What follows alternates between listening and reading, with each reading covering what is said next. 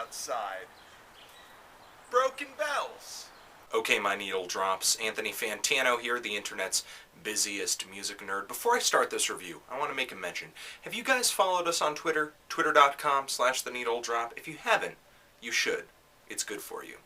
Anyway, here is my album review of Broken Bells' self-titled LP. Broken Bells is the hot new collaboration between James Mercer, singer-songwriter and frontman of The Shins, and Brian Burton, who is also known as Danger Mouse, and he has a laundry list of fantastic collaborations and albums he's produced, like Gorillaz Demon Days, that new Beck LP came out with. Also, I believe he was the last person, correct me if I'm wrong, I believe he was the last person to work professionally with Sparklehorse before Mark Linkous died. Plus he also worked on that Black Keys album, Attack and Release, and how can we forget the album that started it all, the Grey Album. It is so funny how EMI got really ticked off about the Grey Album and their reaction to the Grey Album and how they really went after Danger Mouse for that LP.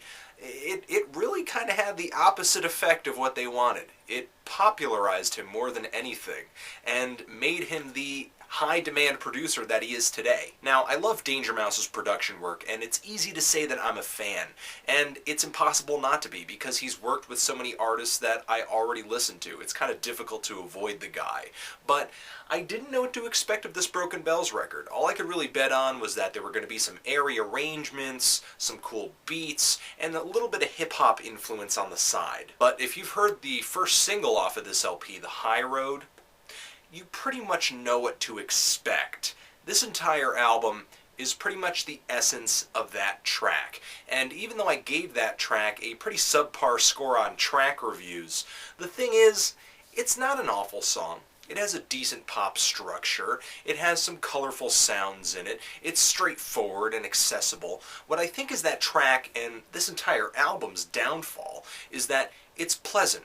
Extremely pleasant. But a lot of you may be saying, well, pleasant isn't bad, but when it's a piece of music's only defining characteristic, it is. This LP is like a plain white cup filled with 3 medium-sized scoops of vanilla ice cream, not overflowing the top, but very snugly fitting into the bottom of the cup. This thing is like the color beige. A living room full of IKEA furniture, driving 25 miles per hour in an economy car. It's kind of like very well-produced elevator pop that doesn't exactly engage the listener as much as it just does hang in the background of the listener. Compared to his earlier work, Danger Mouse has really toned his eccentricities down for this album. And James Mercer, for some reason or another, to me, feels more reserved on this LP too. I swear, there are Shin songs that feel more enthralled than any track on this album. And that could seriously be a selling point for some people. This thing is straightforward,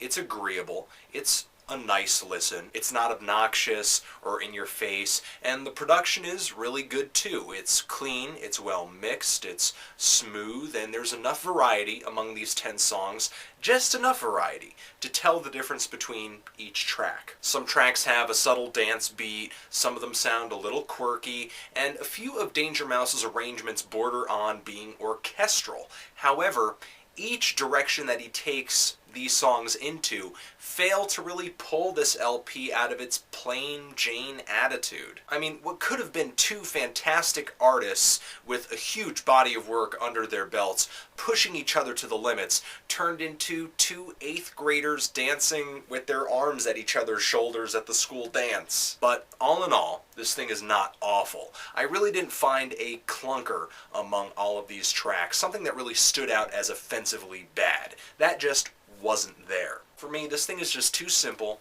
too unabrasive, and just not distinctive enough to get me excited about it. Now, did Danger Mouse and James Mercer set out to make an album that was meant to excite? Maybe not, but does that make it a good LP simply because they intended for this thing not to be exciting?